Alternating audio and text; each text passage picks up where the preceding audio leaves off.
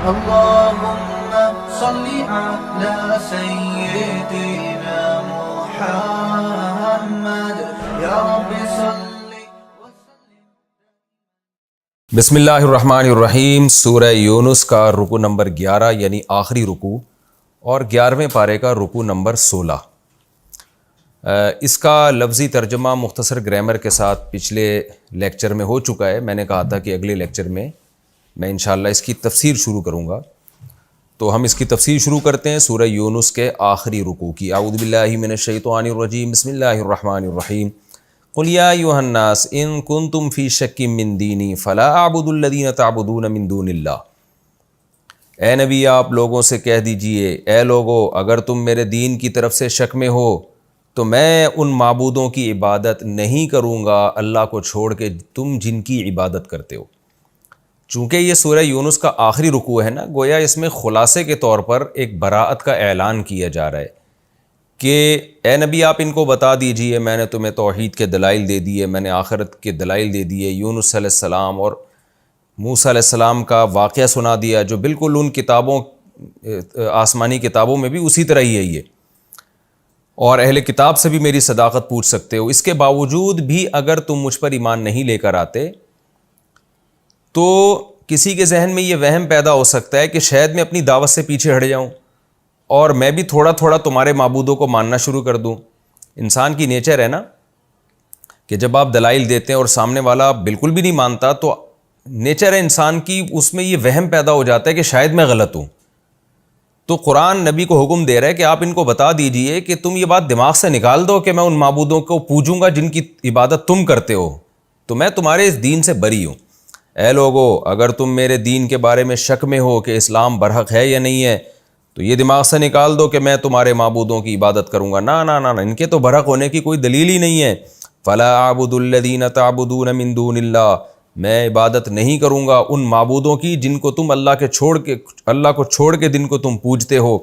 ولکن اعبد اللہ الذی یتوفاکم، لیکن میں تو اسی اللہ کی عبادت کروں گا جو تمہیں موت دیتا ہے، جس کے ہاتھ میں تصرفات ہیں. وَأُمِرْتُ أَنْ أَكُونَ مِنَ الْمُؤْمِنِينَ، اور مجھے یہ حکم دیا گیا ہے کہ میں ایمان والوں میں سے ہو جاؤں. مجھے جو آرڈر دیا ہے میں اس آرڈر کا پابند ہوں. پوری دنیا میں کوئی ایک شخص بھی ایمان نہ لے کر آئے میری دعوت پر مگر میں اپنے دین اور اپنے نظریے پر ہمیشہ قائم رہوں گا. وَأَنْ أَقِمْ وَجْهَكَ لِلدِّينِ حَنِيفًا، اور مجھے یہ بھی آرڈر دیا گیا ہے اقم وجہک، اے نبی آپ اپنے چہرے کو سیدھا رکھیں، للدین دین کے لیے، حنیفہ باطل دینوں سے منہ موڑ کے. مجھے حکم دیا گیا ٹوٹلی A to Z اسلام کو فالو کرنا ہے میں نے، تو میں ذرہ برابر بھی تمہاری طرف مائل ہونے والا نہیں ہوں. یہ گویا اعلان کیا جا رہا ہے سورت کے آخر میں. وَلَا تَكُونَنَّ مِنَ الْمُشْرِكِينَ، اور اے نبی آپ نے ہرگز مشرکین میں سے نہیں ہونا. کسی صورت میں یہ اللہ کو قبول نہیں ہے کہ کمپرومائز کے لیے، جوڑ پیدا کرنے کے لیے، یا ان کی طرف سے جو آپ پر ظلم کیا جا رہا ہے، جو آپ پر سیاسی دباؤ یا جسمانی دباؤ یا کوئی بھی دباؤ، مینٹلی دباؤ، کوئی بھی آپ کے اوپر دباؤ ہے تو یہ ہو ہی نہیں سکتا. لا تکونن میں نون تاکید کے لیے، ہرگز آپ کو شرک کرنے کی اجازت نہیں ہے. ولا تدع من دون اللہ، اور اے محمد صلی اللہ علیہ وسلم آپ ان کو یہ بھی بتا دیں کہ حکم کیا ہے مجھے کہ تو نے پکارنا نہیں ہے اللہ کے سوا ما لا ينفعک ولا یضرک، ان خداؤں کو جو نہ تجھے فائدہ پہنچا سکتے ہیں اور نہ تجھے نقصان پہنچا سکتے ہیں. یعنی یہ جو برات کا اعلان کیا جا رہا ہے یہ بھی بڑے مضبوط لہجے میں کہ میں ان لچڑ خداؤں کو، ان پتھر سے بنے ہوئے جو خود بننے میں انسانوں کے محتاج ہیں، جو نہ نفع کے مالک ہیں نہ نقصان کے مالک ہیں، میں ان کو نہیں پکار سکتا. یعنی اس میں گویا یہ بھی اشارہ کر دیا کہ کہیں تم اس خوش فہمی میں نہ رہنا کہ میں تمہارے معبودوں کا انکار کر رہا ہوں اور صاف اعلان کر رہا ہوں کہ کسی صورت میں میں نے شرک نہیں کرنا، تو تمہیں یہ خوش فہمی ہو کہ شاید تمہارے خدا میرا کچھ بگاڑ دیں گے. تو نہ میں ان خداؤں کو پکارتا ہی نہیں ہوں جو نہ نفع پہنچا سکتے ہیں اور نہ نقصان پہنچا سکتے ہیں. فَإِن فَعَلْتَ، اے پیغمبر اگر آپ نے ایسا کیا، فَإِنَّكَ إِذًا مِّنَ الظَّالِمِينَ، تو آپ بھی ظالمین میں سے ہو جائیں گے. یعنی یہ ساری باتیں ان کو بتا دیں تو یہ سمجھ جائیں گے کہ محمد صلی اللہ علیہ وسلم کو توحید کے معاملے میں اللہ کا حکم کتنے مضبوط طریقے سے دیا جا رہا ہے. لہذا محمد صلی اللہ علیہ وسلم اس بارے میں اپنی دعوت سے 1 انچ بھی پیچھے نہیں ہٹیں گے، اور باقی ہم پکاریں گے اللہ کو. کیوں؟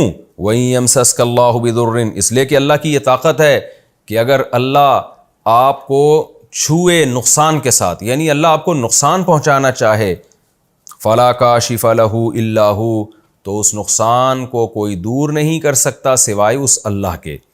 وَإِن يُرِدْكَ بِخَيْرٍ، اور اگر آپ کے ساتھ اللہ خیر کا ارادہ کر لے، فَلَا رَادَّ لِفَضْلِهِ، تو اللہ کے فضل کو بھی کوئی لوٹانے والا نہیں ہے. تو یہ صورت کے آخر میں نبی کو اللہ پہ اعتماد اور توکل کی ترغیب بھی دی جا رہی ہے کہ ان کی مخالفتوں کی پرواہ نہ کریں، آپ توحید پہ قائم رہیں. نقصان اور نفع یہ اللہ کے ہاتھ میں ہے، یہ نہ مشرکین کے ہاتھ میں ہے نہ ان کے معبودوں کے ہاتھ میں ہے. وَهُوَ الْغَفُورُ يُصِيبُ بِهِ مَن يَشَاءُ مِنْ عِبَادِهِ، اپنے بندوں میں سے جس کو چاہتا ہے یہ فضل پہنچا دیتا ہے. وَهُوَ الْغَفُورُ، اور وہ گناہوں کو معاف کرنے والا.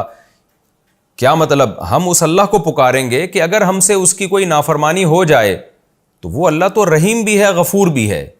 تو ایسے کو معبود بنانا، ایسے کو حاکم بنانا جو آپ پر رحم بھی کرنا جانتا ہو، رحم کا جذبہ بھی ہو اس میں، وہ زیادہ بہتر ہے بنسبت ایسوں کو کہ جو نہ غفور ہو نہ رحیم ہو، نہ ان کے پاس طاقت ہو. تو یعنی اللہ کی ایک محبت بھی پیدا کی جا رہی ہے دل کے اندر کہ وہ غفور بھی ہے، رحیم بھی ہے. قُلْ يَا أَيُّهَا النَّاسُ قَدْ جَاءَكُمُ الْحَقُّ مِنْ رَبِّكُمْ. اب اتمام حجت کے طور پر نبی کو حکم دیا جا رہا ہے کہ سورت کے آخر میں آپ یہ اعلان کر دیں کہ اے لوگو، تمہارے پاس تمہارے رب کی طرف سے حق آ چکا ہے. دیکھیں جب یہ آیتیں نازل ہو رہی تھیں نا، اس وقت ان آیتوں کی کیا ویلیو تھی، اس وقت کی انسانیت کو اندازہ ہے. آج ہمیں اندازہ نہیں ہو سکتا، اس لیے کہ ہم تو باپ دادا سے قرآن سنتے آ رہے ہیں، پڑھتے آ رہے ہیں، مسلم گھر میں ہم پیدا ہوئے. ہمارے سامنے 2 نظریات اتنے واضح نہیں ہیں جتنے مشرکین مکہ کے سامنے تھے. تو ان کو بتایا جا رہا ہے کہ اب یہ تمہاری باپ دادا کی رسومات، روم اور فارس والے کیا کر رہے ہیں، کلچر کیا کر رہا ہے، کیا کہہ رہا ہے، یہ سب چیزیں اٹھا کے ایک طرف رکھ دو. تمہارے پاس تمہارے رب کی طرف سے حق آ چکا ہے. میں کل کسی غیر مسلم کا واقعہ سن رہا تھا جس میں وہ اسلام قبول کر لیا، اس نے نو مسلم، انگریز ہے. اس نے اپنی کارگزاری میں لکھا کہ میں جب غیر مسلم تھا نا تو بھی میں مسلمانوں کے کانفیڈنس سے بہت متاثر ہوتا تھا کہ دنیا میں کسی مذہب کے فالوورز، کسی مذہب کے ماننے والوں میں اپنے مذہب کے سچا ہونے کے بارے میں اتنا کانفیڈنس نہیں ہوتا جتنا مسلمانوں میں ہے. یعنی اس نے کہا میرا جب بھی مسلمانوں سے واسطہ پڑا، بات چیت ہوئی، تو ان کو کانفیڈنس بہت ہوتا ہے کہ بہت کانفیڈنٹ ہوتے ہیں وہ کہ ہمارا مذہب بالکل درست ہے. تو کہہ رہے اس بات نے بھی مجھے بہت اٹریکٹ کیا کہ یار ان کے پاس کیا ایسی چیز ہے کہ یہ اپنے آپ کو 100% درست سمجھتے ہیں، نہیں اسلام کو. تو یہ بھی ایک بات ہے، جو آدمی حق پر ہوتا ہے نا، اس کے پاس دلائل ہوتے ہیں، نیچر کو وہ راستہ اپیل کرتا ہے، تو وہ حق پرست لوگ اپنے دعوے پر مضبوط بہت ہوتے ہیں. کچھ لوگ تو ضد ہٹ دھرمی میں غلط چیز پہ مضبوط ہوتے ہیں، لیکن کچھ لوگ اس لیے اس پر مضبوط ہوتے ہیں کہ وہ غلط ہوتی نہیں ہے. تو یہاں بھی آپ دیکھیں کہ چند لوگ ایمان لے کر آئے تھے، پوری زمین، پوری دنیا ایک طرف، 3 ہی مذاہب تھے، یہود، عیسائی اور مشرکین، جو بڑے مذاہب تھے دنیا میں. پھر مشرکین کی 20 قسمیں تھیں. یہود بھی تحریف شدہ مذہب کے قائل تھے، عیسائیت میں بھی شرک آ چکا تھا. تو ایسے موقع پہ کیسے زبردست طریقے سے اعلان کیا جا رہا ہے اور یا ایھا الناس کے الفاظ استعمال کیے جا رہے ہیں. آپ مکہ میں ہیں لیکن آپ پوری دنیا کے انسانوں کو خطاب کر کے کہہ رہے ہیں کہ حق تمہارے پاس آ چکا ہے. اس وقت کوئی کہہ سکتا تھا نا کہ آپ نہ لکھنا جانتے ہیں نہ پڑھنا جانتے ہیں، مکہ کی ایک چھوٹی سی وادی میں آپ پیدا ہوئے، تھوڑی سی آبادی ہے اس کی جو ویسے بھی پوری دنیا سے کٹی ہوئی ہے، اور آپ دعوے اتنے بڑے کر رہے ہیں. تو ظاہر ہے ایسے ماحول میں اتنا بڑا دعویٰ وہی کر سکتا ہے جس کو اپنے برحق ہونے کا 100% یقین ہو. تو قرآن یہ دعوے اس وقت کر رہا ہے جب پورا قرآن، کیا 1/3 قرآن بھی نازل نہیں ہوا تھا. قُلْ يَا أَيُّهَا النَّاسُ، اے نبی آپ لوگوں سے کہہ دیجیے سورت کے آخر میں، قَدْ جَاءَكُمُ الْحَقُّ مِنْ رَبِّكُمْ، تمہارے رب کی طرف سے حق آ چکا ہے، میری طرف سے نہیں، اس کائنات کو بنانے والے کی طرف سے. فَمَنِ اهْتَدَىٰ، لہذا جو ہدایت حاصل کرے گا، اس سے گائیڈنس لے گا، اس کی رہنمائی میں سیدھے راستے پہ چلے گا، فَإِنَّمَا يَهْتَدِي لِنَفْسِهِ، تو وہ اپنے ہی فائدے کے لیے چلے گا. وہ میرا کوئی فائدہ نہیں ہے اس میں، مجھے نہ اس کی اجرت چاہیے نہ اس پہ کوئی کمیشن چاہیے، یہ تمہارے اپنے فائدے کی بات میں کر رہا ہوں. وَمَنْ ضَلَّ، اور جو گمراہ ہوگا تو اگر وہ بیوقوف یہ سمجھتا ہے کہ گمراہ ہونے سے اسلام کا نقصان ہو جائے گا یا محمد صلی اللہ علیہ وسلم کا نقصان ہو جائے گا یا اللہ کا نقصان ہو جائے گا تو وہ بھی پرلے درجے کا بیوقوف ہے. کیوں؟ فَإِنَّمَا يَضِلُّ عَلَيْهَا، وہ اپنے ہی خلاف گمراہ ہو رہا ہے. کیونکہ جب سیدھا راستہ آ جائے تو جو سیدھے ٹریک پہ چلے گا منزل تک پہنچے گا، جو نہیں چلے گا تو برباد ہو جائے گا. وَمَا أَنَا عَلَيْكُمْ بِوَكِيلٍ، اور میں تم پر نگہبان نہیں ہوں، یعنی میری ذمہ داری پیغام پہنچانا ہے. اب اگر تم میں سے کوئی جہنم میں جائے گا تو میں ذمہ دار نہیں ہوں اس کا، تو میں ذمہ دار ہوتا تو میرا نقصان ہو جاتا یقیناً، کیونکہ اللہ پھر مجھ سے پوچھتا ہے کہ یہ ایمان کیوں نہیں لے کر آئے. تو میرا تو کوئی نقصان نہیں ہے، میرا کام ہے پیغام پہنچا دینا، میں تمہیں صاف صاف پیغام پہنچا رہا ہوں. دیکھیں اس ماحول میں کتنے کانفیڈنس کے ساتھ آپ صلی اللہ علیہ وسلم یہ اعلان کر رہے ہیں، تو مشرکین بھی حیران ہوتے ہوں گے اور یہ چیز ان کو اٹریکٹ بھی کرتی ہوگی. اور آج اللہ نے ثابت کر دیا، اللہ نے نبی صلی اللہ علیہ وسلم کے اس اعلان کو، یا ایھا الناس کو، پوری دنیا کے تمام انسانوں تک پہنچا دیا. پوری دنیا میں قرآن پڑھا جاتا ہے، سنا جاتا ہے. غیر مسلموں کو بھی ان آیات کے بارے میں علم ہے کہ کیسے قرآن نے ساری انسانیت سے خطاب کیا ہے.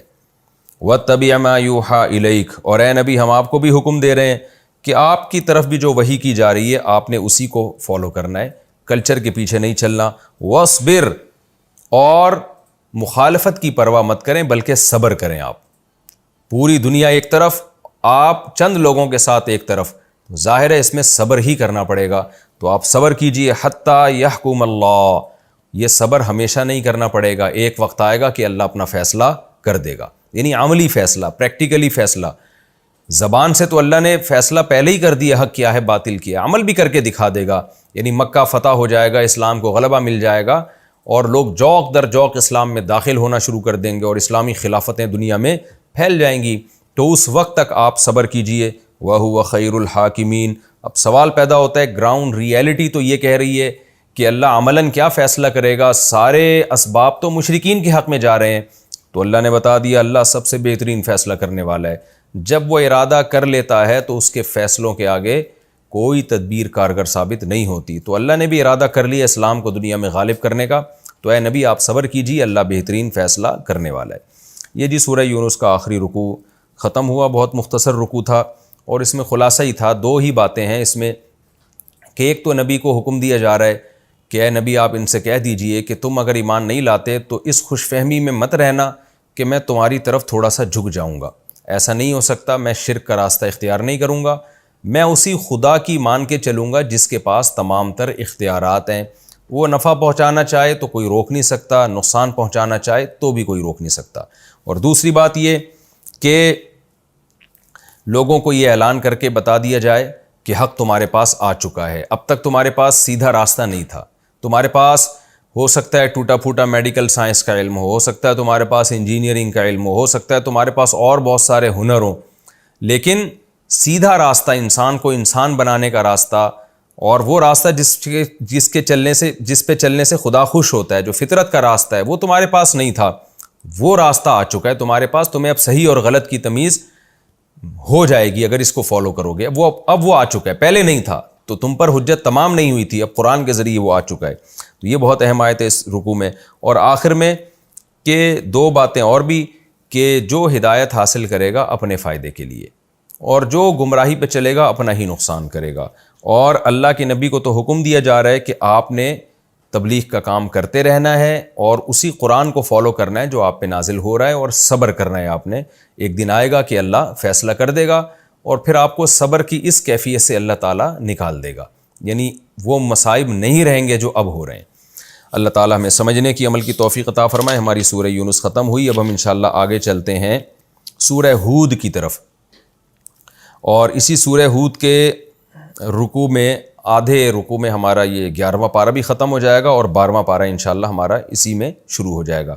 اب ہم سورہ ہود کی طرف چلتے ہیں. سورہ ہود کا پہلا رکوع اور 11ویں پارے کا رکوع نمبر 16 کی تکمیل. حسب معمول اس رکوع کا مختصر لفظی ترجمہ مختصر گرامر کے ساتھ، پھر انشاءاللہ ہم اس کی تفسیر کی طرف جائیں گے. الف لام را یہ حروف مقطعات میں سے ہے. کتابن یہ ایک کتاب ہے، تنوین ہے نا کتابن میں، تو اس کا مطلب ھذا کتابن یہ ایک کتاب ہے. احکمت آیاتہ جس کی آیات محکم کی گئی ہیں، مضبوط کی گئی ہیں. احکام کہتے ہیں کسی بھی چیز کو مضبوط کر دینا. مضبوط کا کیا مطلب ہوتا ہے؟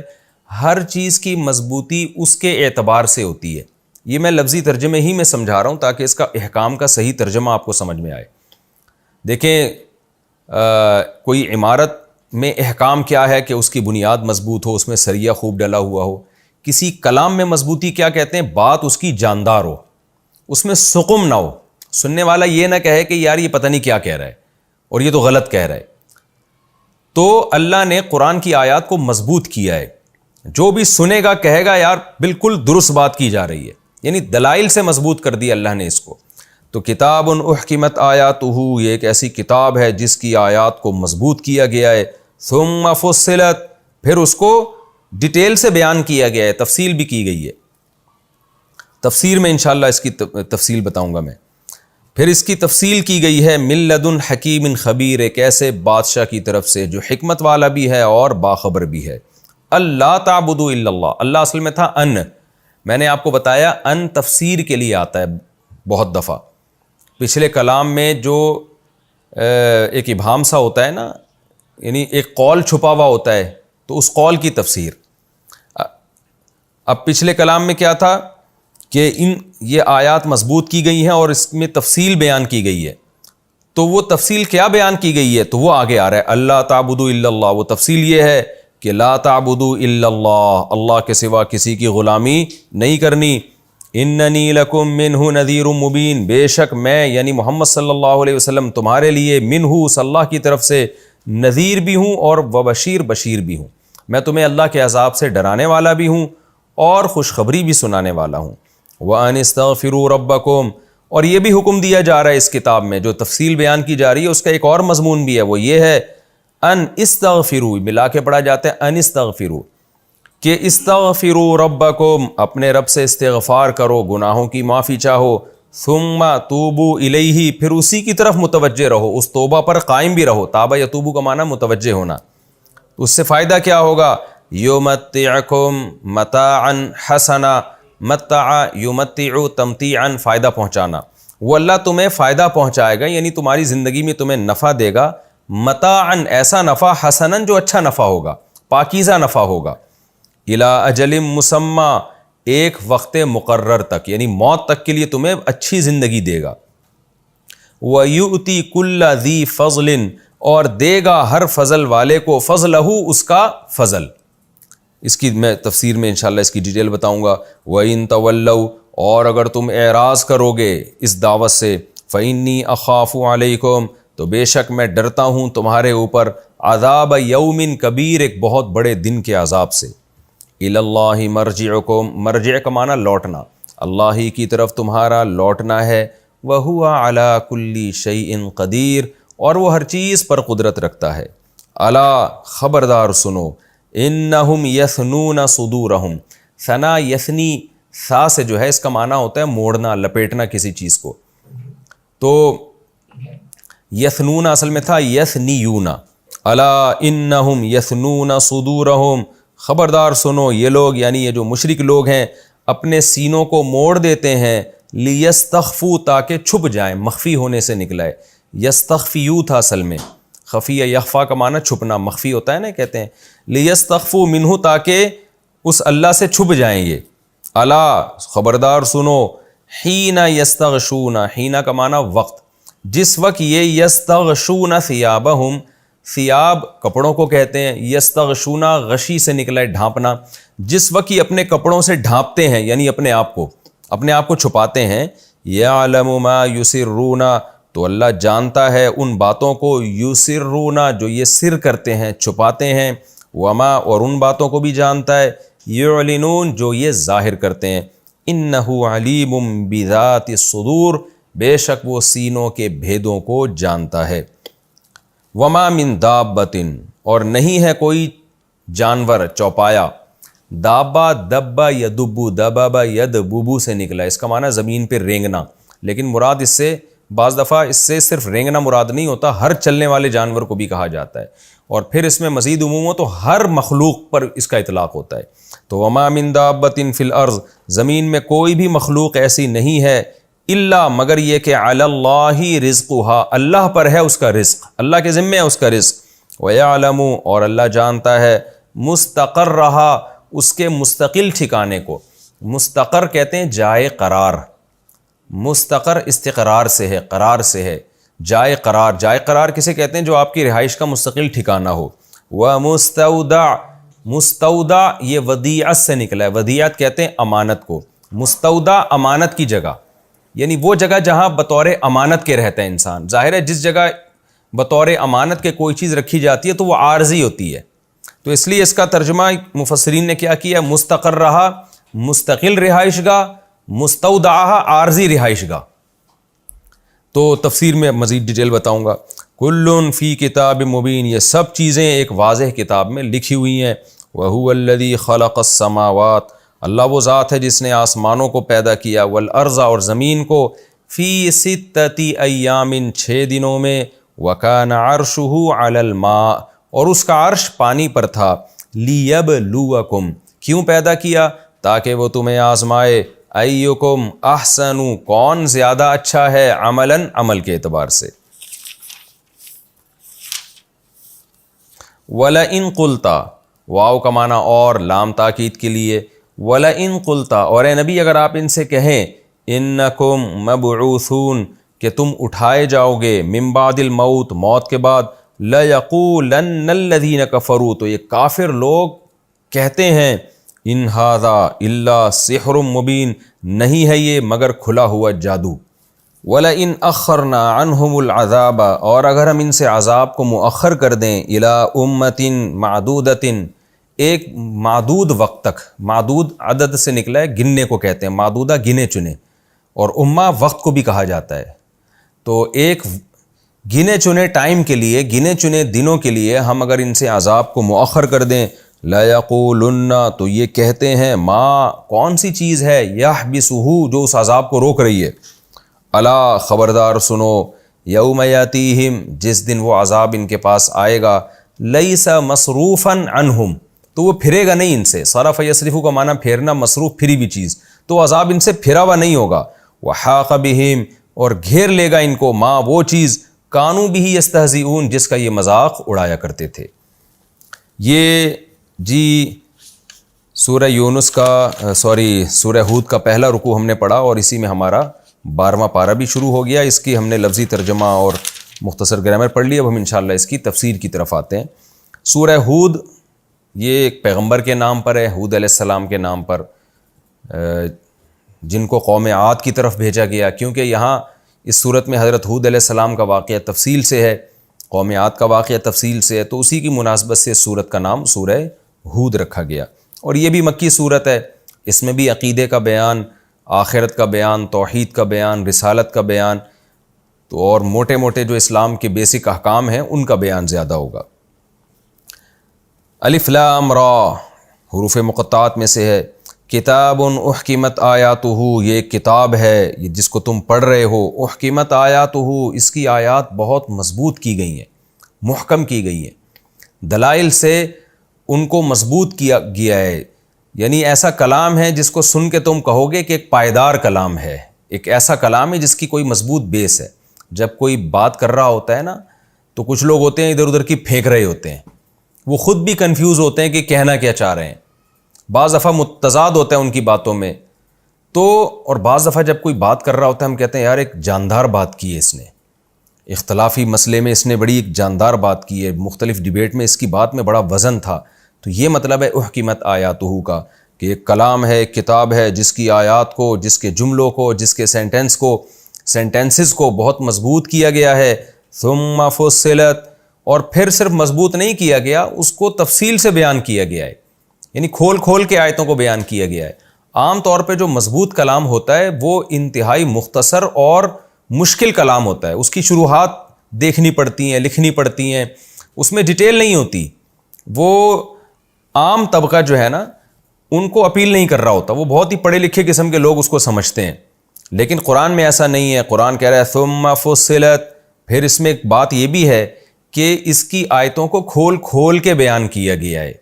ورنہ انسان جب کسی بات کو تفصیل سے بیان کرتا ہے نا تو پھر وہ لڑکھڑا جاتا ہے اس میں، کہتے ہیں نا ٹو دا پوائنٹ بات اور مختصر بات جاندار ہوتی ہے. وہ اسی وجہ سے ہوتی ہے کہ آپ جب بات کی ڈیٹیل میں جاتے ہو تو گڑبڑ کر جاتے ہو عام طور پہ. لیکن قرآن کی یہ بلاغت ہے, مضبوط کلام ہے, لیکن وہ مغلق نہیں ہے.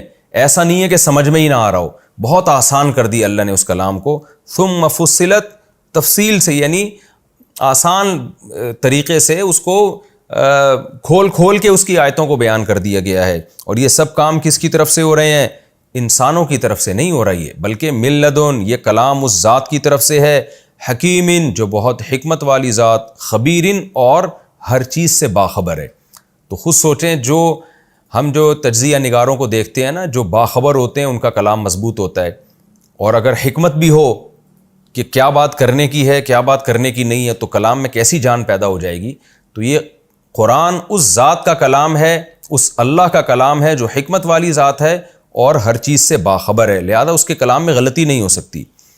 اب اس کلام کے دو مضامین ہیں, دو مضامین اللہ نے بیان کیے. ظاہر ہے دو نہیں ہیں بلکہ بہت سارے مضامین ہیں.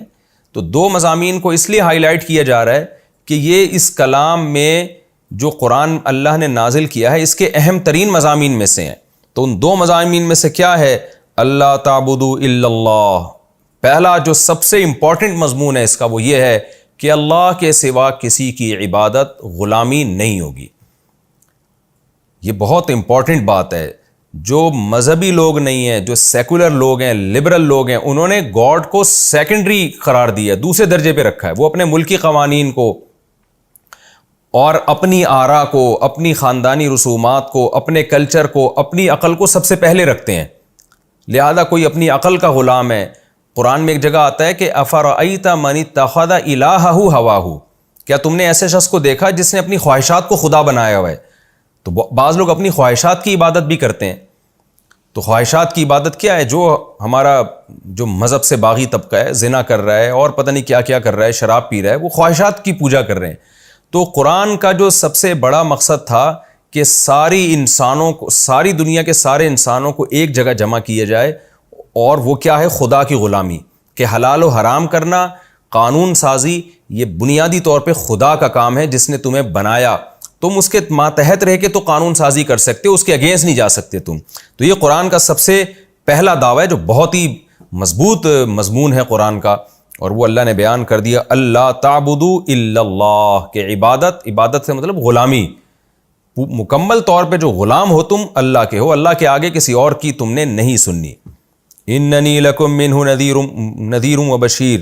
اور یہ جو قرآن نے مضمون بیان کیا کہ صرف اللہ کی عبادت ہوگی, تو ایسے ہی چھوڑ نہیں دیا کہ اب اگر کوئی عبادت کرتا ہے تو بھی ٹھیک ہے, نہیں کرتا ہے تو بھی ٹھیک ہے. نا, ایسا نہیں ہے. اننی لکم منہ نذیر مبین. اس مضمون کی تکمیل اس سے ہوگی کہ اے نبی آپ ان کو بتا دیجئے کہ میں تمہیں ڈرانے والا بھی ہوں اور خوشخبری دینے والا بھی. تو اگر تم اللہ کی عبادت پہ آؤ گے تو جنت کی خوشخبریاں ہیں تمہارے لیے, اور اگر اس راستے کو تم نے چھوڑ کر اللہ کے قوانین پر دوسرے قوانین کو ترجیح دی, یا اپنی عقل کو یا اپنی خواہشات کو ترجیح دی, تو میں ڈرانے والا بھی ہوں, پھر جہنم کی آگ سے ڈر جاؤ. یعنی یہ اس مضمون کی تکمیل ہے. دوسرا اس کا اہم ترین قرآن کا مضمون کیا ہے؟ وَأَنِ اسْتَغْفِرُوا رَبَّكُمْ. دوسرا مضمون یہ ہے کہ اپنے رب سے توبہ استغفار کرو. کیسے پیارا کلام ہے اور کیسی جاندار باتیں. کیا مطلب؟ تم نے خدا کی غلامی کرنی ہے تم نے. بیسک مضمون تو یہ ہے. ظاہر ہے جب تم غلامی میں آ جاؤ گے ایک دفعہ, تو 100% دنیا میں پورے طور پر غلامی کا حق کوئی بھی ادا نہیں کرتا. کوتاہیاں ہوتی ہیں ہر انسان سے. آپ کسی ملک کی قوانین کو اپنے اوپر لاگو کرتے ہیں کہ میں اس ملک کے قوانین کا احترام کروں گا, پھر بھی کہیں غلطی سے قانون ٹوٹ جاتا ہے آپ سے. تو اسی طرح اللہ کے ساتھ بھی ہو سکتا ہے. تو اس لیے اللہ نے کہا کہ اگر کبھی اس کی مخالفت ہو, ان استغفروا ربکم, تو اپنے رب سے توبہ اور استغفار کرو. اور خاص طور پر جن لوگوں سے شرک ہو چکا ہے, قرآن دنیا میں آنے کے بعد وہ شرک سے توبہ کریں. ثم توبوا الیہ, پھر غلطی سے توبہ کرنے کے بعد توبوا الیہ, اسی اللہ کی طرف متوجہ رہو.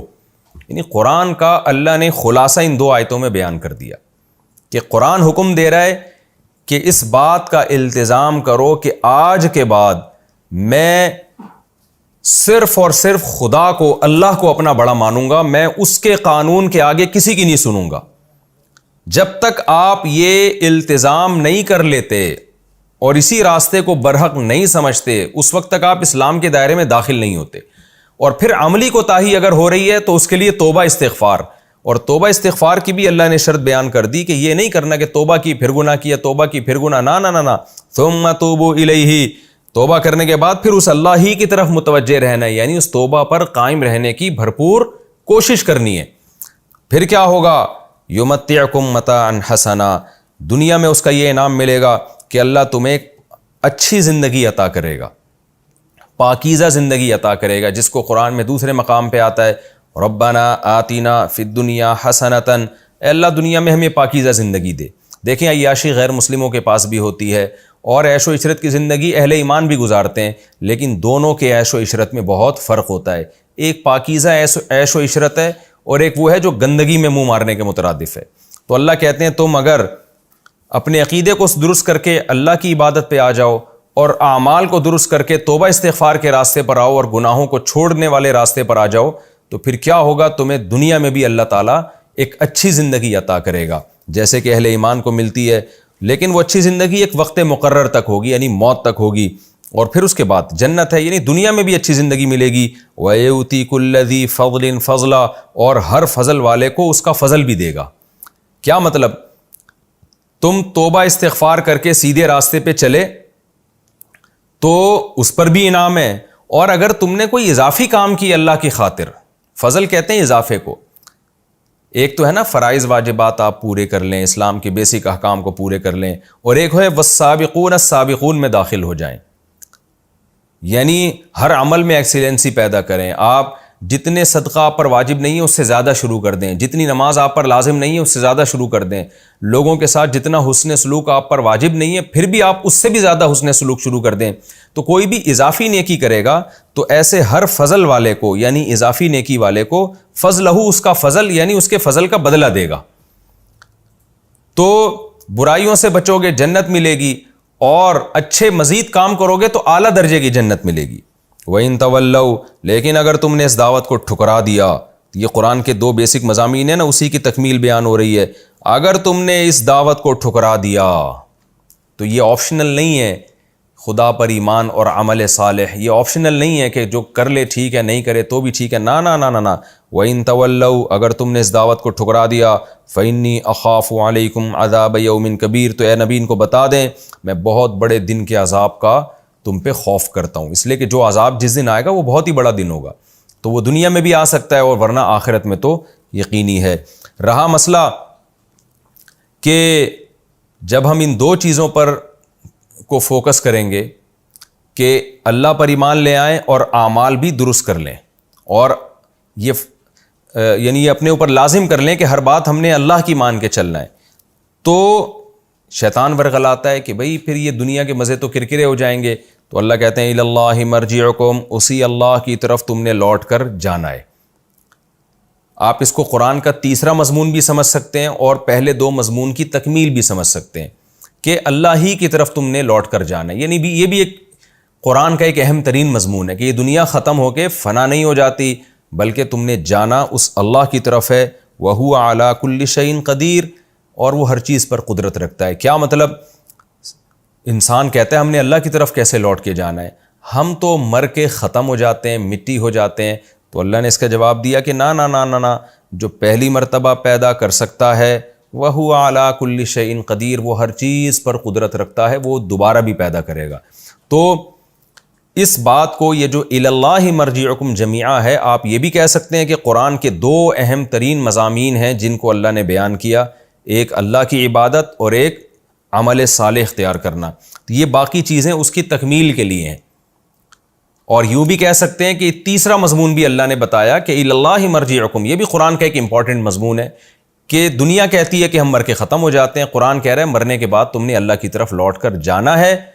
اور قرآن یہ بتانے کے لیے بھی آیا ہے کہ اللہ ہر چیز پر قادر ہے. آپ اس زمینی اسباب کو دیکھ کے یہ نہ سمجھیں کہ جو کچھ ہے بس یہی ہے، یہ تو اللہ نے پیدا کی ہیں، تو اللہ دوبارہ بھی پیدا کر سکتا ہے. الا انہم یثنون صدورہم لیستخفوا منہ، مشرکین مکہ یہ کیا کرتے تھے کہ جب اس طرح کی باتیں سنتے اسلام کے بارے میں تو خفیہ سازشیں کیا کرتے تھے چھپ چھپ کے بیٹھ کے. تو قرآن میں اب ان سازشوں کا تذکرہ ہے. چونکہ وقت ہمارا مکمل ہو چکا ہے تو انشاءاللہ اگلے ایپیسوڈ میں پھر یہاں سے تفسیر شروع کروں گا. الا انہم یثنون صدورہم، یعنی اگلے ایپیسوڈ میں ہم سورہ ہود کا پہلا رکوع اور 11ویں پارے کی آخری آیت، یہاں سے انشاءاللہ ہم تفسیر شروع کریں گے. الا انہم یثنون صدورہم، کیونکہ میں اگر ابھی اس کو کنٹینیو کروں گا تو یہ مکمل ہو نہیں سکے گی اس ٹائم کے اندر. اللہ تعالیٰ سمجھنے کی اور عمل کرنے کی توفیق عطا فرمائے. وما علینا الا البلاغ.